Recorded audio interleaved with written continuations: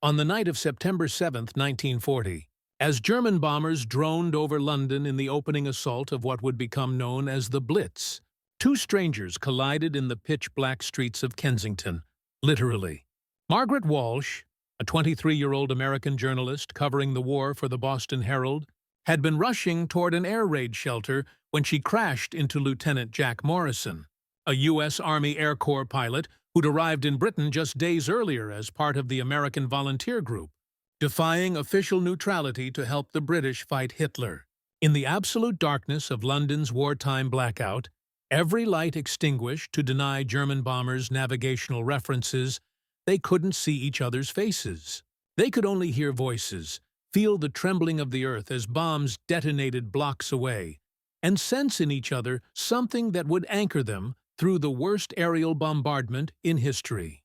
What began in that blind collision evolved into a love story that burned brighter than the incendiary bombs raining on London, a relationship forged in air raid shelters and tested by every raid that followed.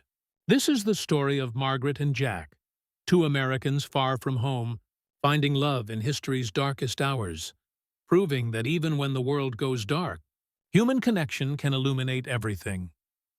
Before we begin, don't forget to subscribe to this channel for more untold wartime love stories that history tried to forget.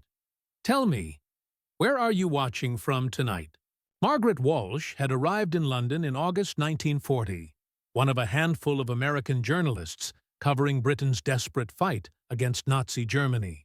She'd fought for the assignment, convinced her skeptical editor that Americans needed to understand what was happening in Europe, that isolationism was a luxury the United States couldn't afford much longer.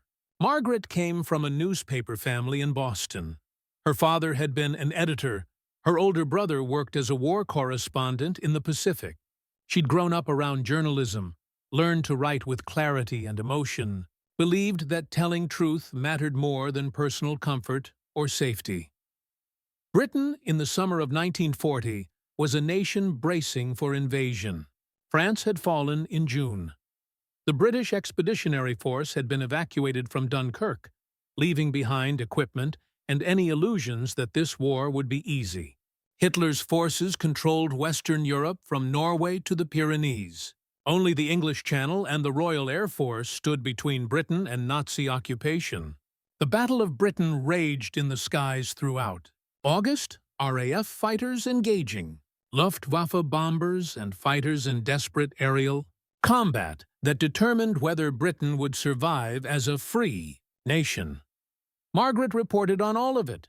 The fighter pilots she called the few who were holding off the German aerial assault, the civilian preparations for invasion, the grim determination of a population that refused to surrender despite overwhelming odds.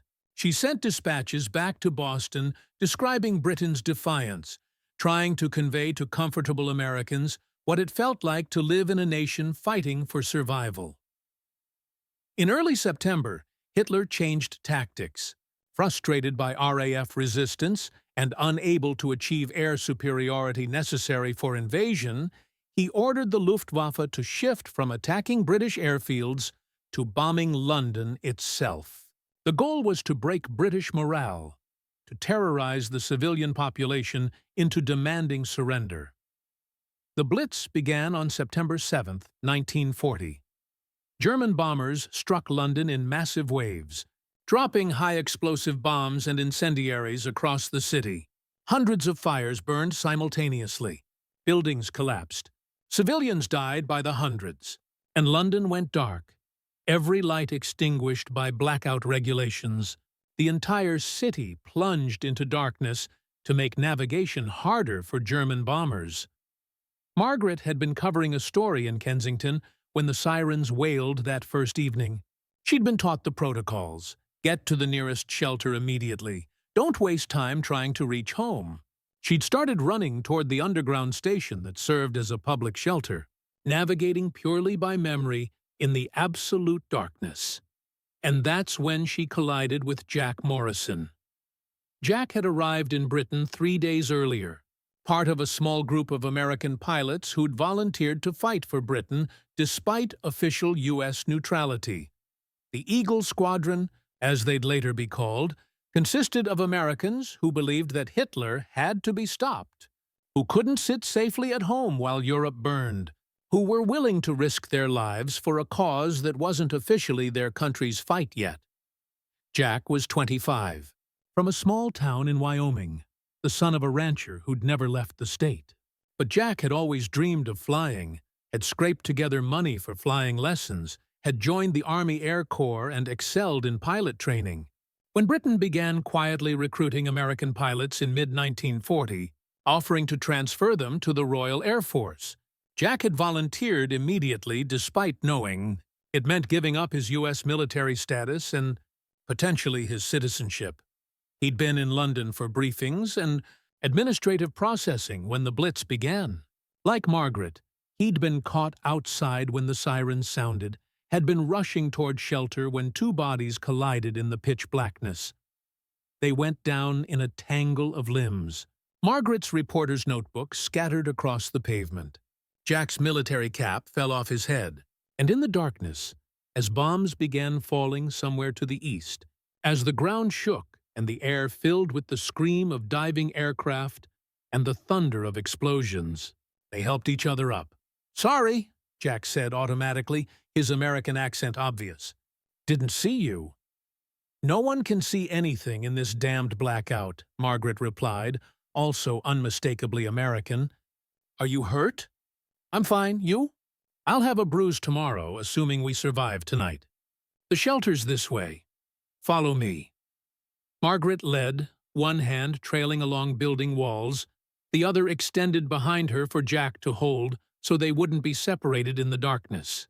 His hand found hers, strong, calloused, the hand of someone who worked with his hands and held tight.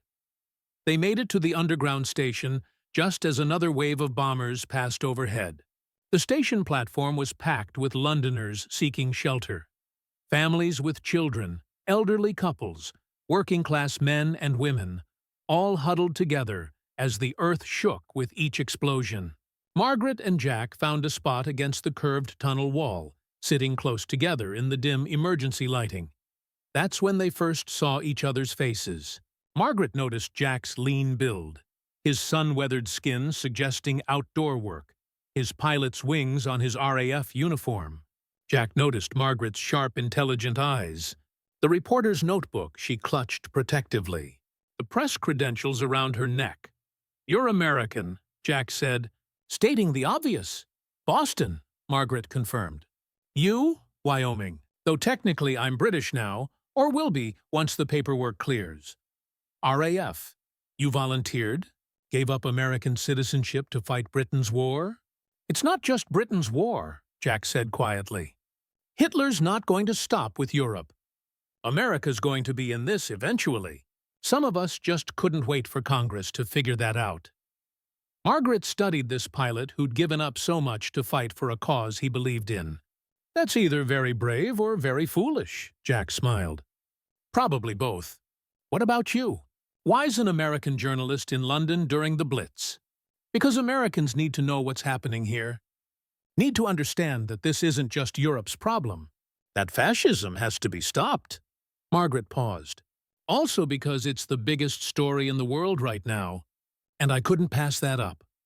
They talked through that first terrible night as bombs fell overhead, as the tunnel shook, as Londoners sang songs and told jokes, and maintained the famous British stiff upper lip in the face of terror. Margaret learned that Jack had grown up on a ranch, learned to fly in surplus military biplanes, dreamed of being a fighter pilot defending freedom. Jack learned that Margaret came from newspaper people, had always wanted to be a war correspondent, believed that journalism could change the world by exposing truth. The all-clear sounded at dawn. They emerged from the underground to find London transformed, buildings destroyed, fires still burning, streets cratered by bombs, the smell of smoke and dust thick in the air. Emergency crews were already at work, clearing rubble, fighting fires, searching for survivors. I should get to my airfield, Jack said reluctantly. Report for duty. And I should file my story about the first night of the Blitz, Margaret said. But neither moved immediately. Would you like to have dinner? Jack asked suddenly. I mean, if we both survive the next few days. If London's still standing, if there are any restaurants left. Margaret smiled despite the devastation surrounding them.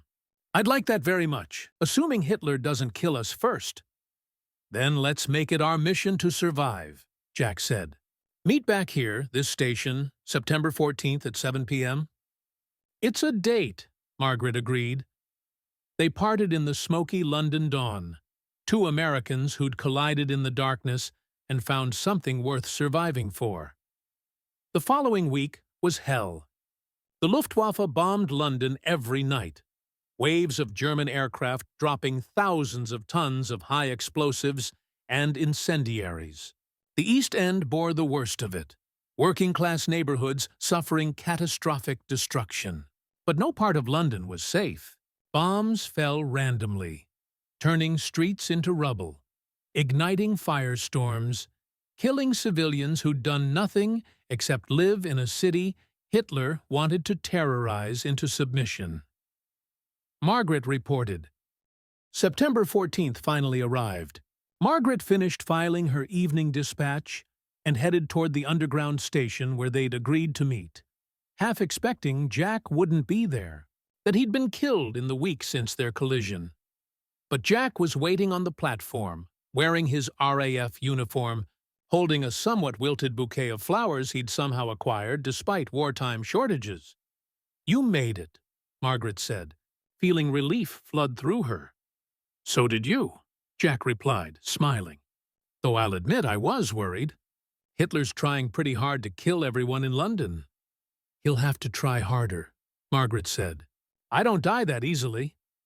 They went to dinner at a restaurant near Piccadilly that was still operating despite shattered windows and bomb damage visible on neighboring buildings. The food was mediocre. Wartime rationing had reduced British cuisine to new lows, but neither noticed. They talked for hours, sharing stories from the week, processing what they'd witnessed, finding in each other someone who understood. I saw things this week I'll never forget, Jack said quietly. Watched a German bomber go down, crew bailing out. Watched one of our planes crash into the Thames, pilot trapped inside. This isn't like the flying I imagined. It's killing people, watching people die. It's necessary, but it's also horrifying. I know, Margaret said. I've been writing about the civilian casualties, the families destroyed, trying to make Americans understand what Britain's enduring. But Margaret, words feel inadequate sometimes. How do you describe a mother pulling her dead child from rubble? How do you convey that in a way that makes people care? You keep trying, Jack said. Same way I keep flying, because if we give up, if we let the horror make us stop, Hitler wins. They walked back through blacked-out London after dinner, holding hands, navigating the darkness together, just as they had that first night. Air raid sirens wailed again. The Germans bombed every night like clockwork, and they took shelter together, spending another night in the underground as the earth shook. Over the following months, as the Blitz continued through autumn and winter, Margaret and Jack's relationship deepened. They saw each other whenever Jack's mission schedule allowed, whenever Margaret's reporting duties permitted. They shared meals, walked through bomb-damaged streets, attended concerts and plays that Londoners defiantly continued staging despite the bombing. They became each other's anchor in the chaos. Jack knew that Margaret understood the horror of what he was experiencing in combat. Margaret knew that Jack understood the weight of bearing witness to suffering and trying to convey it to people who'd never experienced war. And somewhere in those shared nights in air raid shelters, those walks through burning London, those stolen moments between bombing raids, they fell completely in love. By December 1940, the pattern of their relationship had been established. Jack flew combat missions, engaged German bombers and fighters, lost friends to enemy fire. Margaret reported on the war, interviewed survivors, documented Britain's determination to survive, and every moment they could steal together became precious, weighted with the knowledge that either of them could die on any given day. It was on Christmas Eve, 1940, during a temporary lull in the bombing, that Jack proposed. They were standing on Westminster Bridge, looking at the Thames, the dome of St. Paul's Cathedral visible in the moonlight, miraculously still standing despite the destruction surrounding it. "Margaret," Jack said, taking her hand, "I know this is crazy.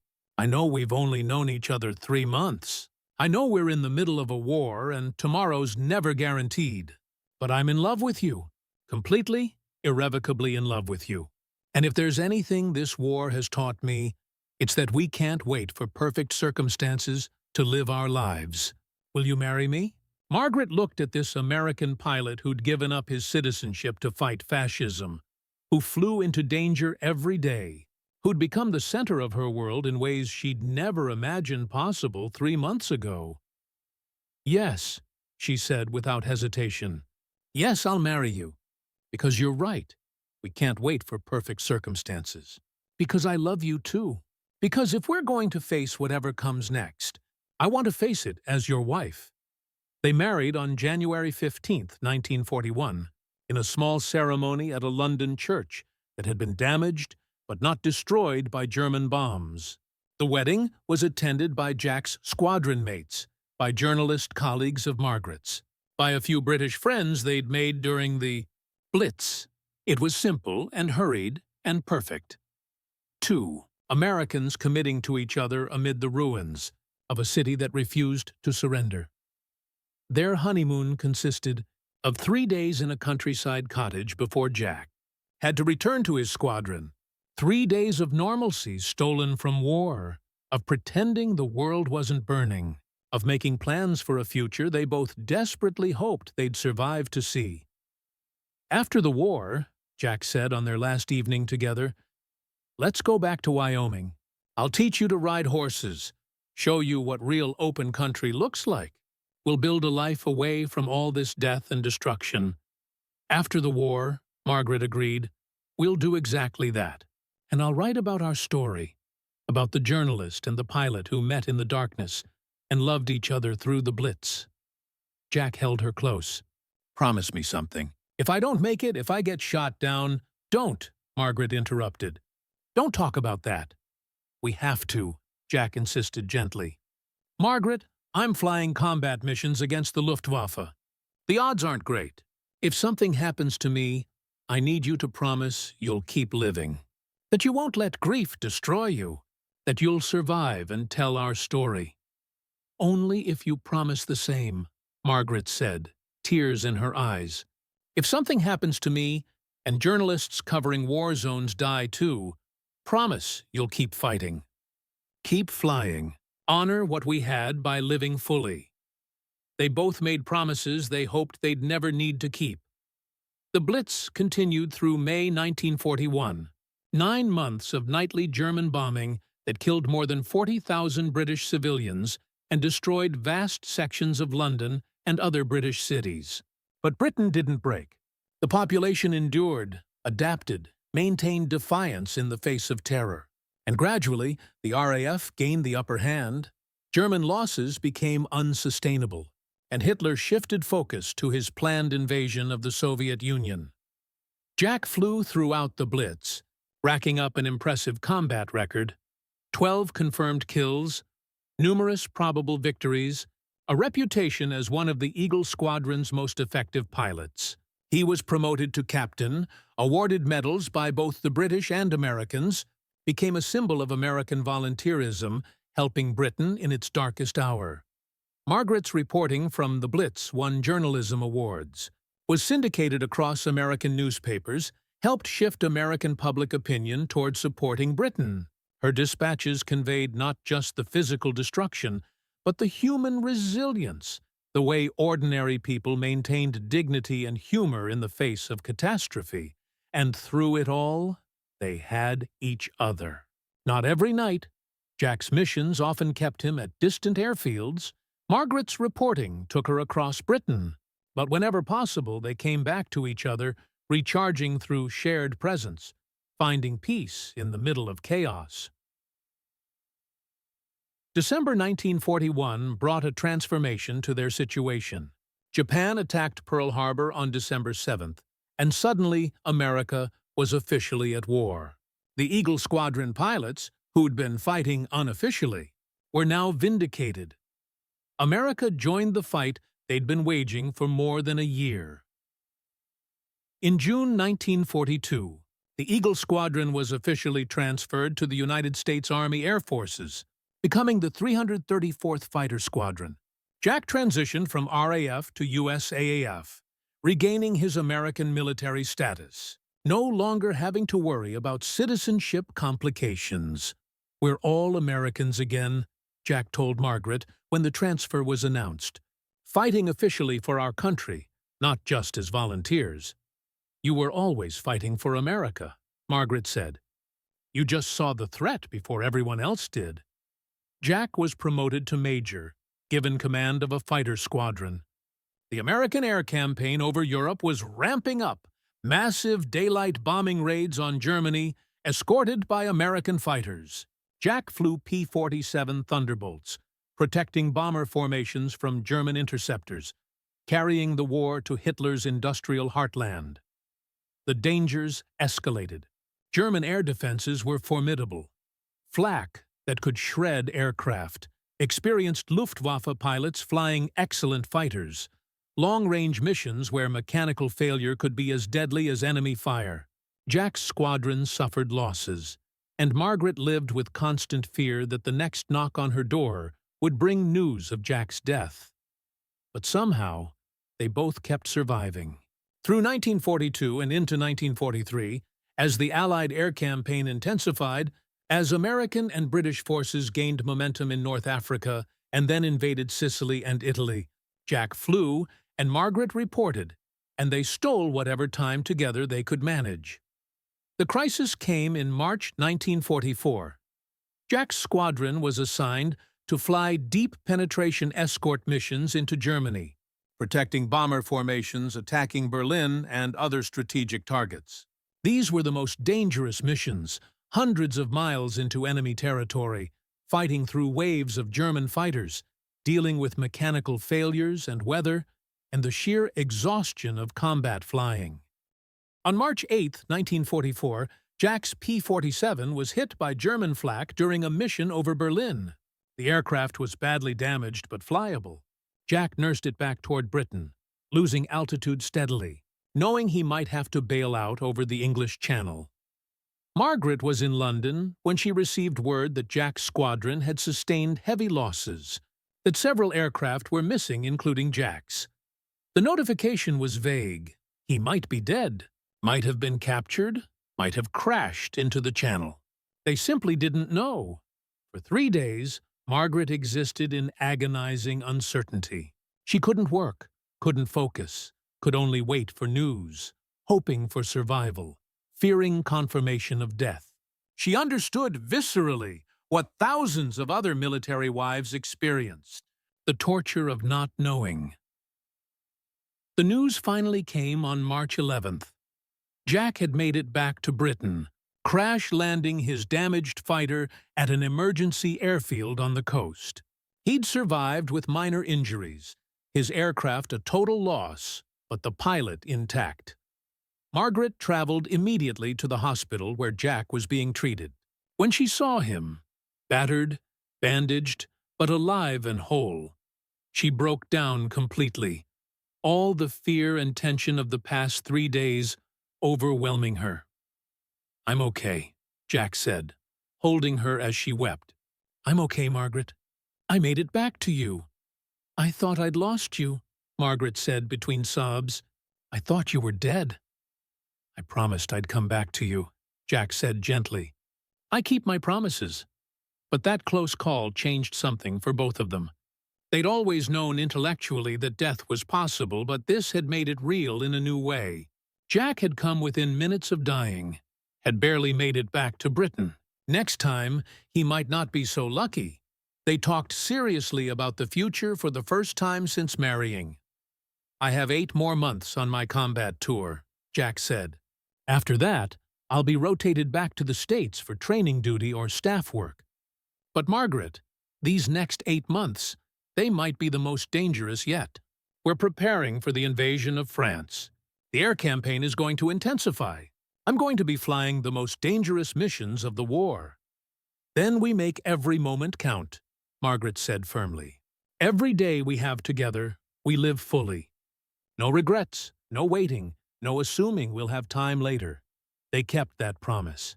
Whenever Jack had leave, they spent it together, not just in London, but exploring the English countryside, visiting historic sites, making memories to sustain them through separations. Margaret adjusted her reporting schedule to maximize time with Jack, recognizing that her marriage mattered more than any story. D-Day came on June 6, 1944.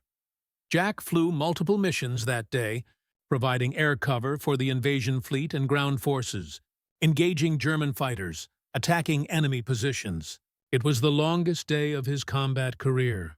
More than 12 hours in the air across multiple sorties, returning to base only to refuel and rearm before going back up.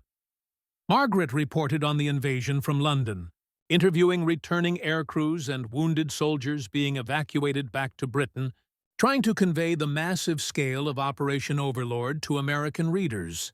She didn't see Jack for 3 days, didn't know if he'd survived that crucial first day, lived in the same agonizing uncertainty that had become familiar. When they finally reunited on June 9th, they held each other without speaking for long minutes, just grateful that they'd both survived history's greatest amphibious invasion. "We're winning," Jack said finally. "It's going to take time. It's going to cost thousands more lives, but we're winning. We've got a foothold in France. The end is beginning."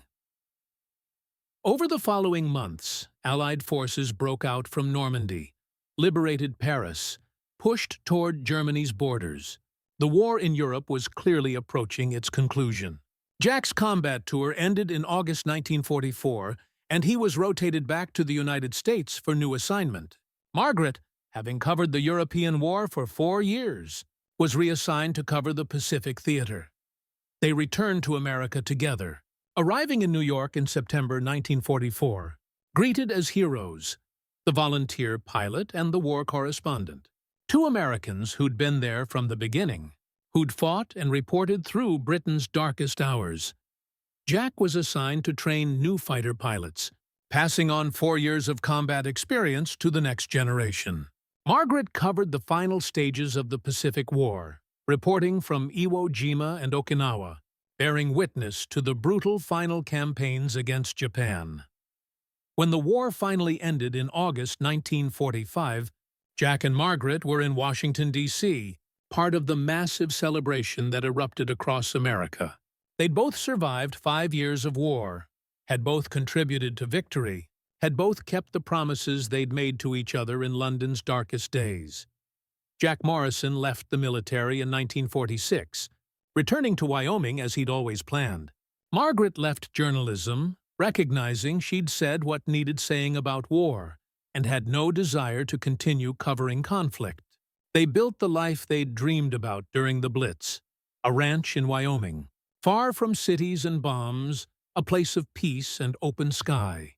They had 4 children, raised them with stories about the Blitz and why their parents had fought Hitler, taught them that sometimes standing up for what's right requires sacrifice. Jack occasionally spoke at military events, talking about the Eagle Squadron and the early days of the air war. Margaret wrote a memoir about her years covering the war, including the story of meeting Jack during a blackout. But mostly, they lived quietly. They'd had their grand adventure, had experienced history's most dramatic moments, had loved each other through circumstances that tested everything. Now they wanted peace, normalcy, the simple joys of ranch life and watching their children grow. Jack Morrison died in 1987, at age 72. Margaret lived another 18 years, dying in 2005 at age 88. She was buried beside Jack on their Wyoming ranch, beneath the big sky he'd always loved, far from the bombed streets of London where they'd first collided in the darkness. Their children donated their parents' papers to the National World War II Museum. Jack's flight logs and combat reports, Margaret's wartime dispatches and journals, the letters they'd written when separated by duty. Among those papers was Margaret's account of the night they met, written decades later. We collided in absolute darkness, two Americans far from home, surrounded by terror and death. We couldn't see each other's faces, could only hear voices and feel each other's presence. But somehow, in that blind encounter, we recognized something essential, that we'd found the person we were meant to love through the darkness. The Blitz tried to break London, tried to destroy everything Hitler's bombs could reach. But it couldn't destroy what Jack and I built in those dark months. Our love was forged in blackouts and bombs, tested by separation and mortal danger, proven by survival. And it lasted 54 years, longer than the war, longer than most marriages, long enough to build something beautiful from the ruins of history's worst conflict.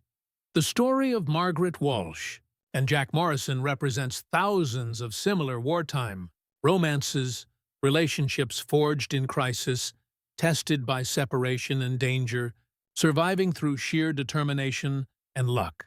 What made their story special wasn't just that they survived, though survival itself was remarkable, but how they chose to live afterward. They could have stayed in the military and journalism, could have built careers on their wartime fame, could have remained in the dramatic world that had defined their early relationship. Instead, they chose quiet life, chose normalcy, chose to prove that love born in war could thrive in peace. The journalist and the pilot who met during a blackout. They'd collided in darkness and found light in each other. They'd loved through the Blitz, survived combat and bombing raids, kept promises made in the worst of times. And then they'd built a life that honored those experiences while moving beyond them. They met during a blackout, a love story that outshone the bombs. It's a testament to human resilience, to love's power to survive even in history's darkest moments, to the thousands of couples who found each other amid chaos and built lives worth living. But this wasn't the only love born in London during the Blitz. In our next story, you'll meet Eleanor Hartley, a British ambulance driver who fell in love with Captain Robert Chen, a Chinese-American pilot flying for the USAF, a relationship that defied not just the dangers of war, but also the racial prejudices of 1940s America and Britain, forcing them to choose between love and the societies that insisted their relationship was wrong.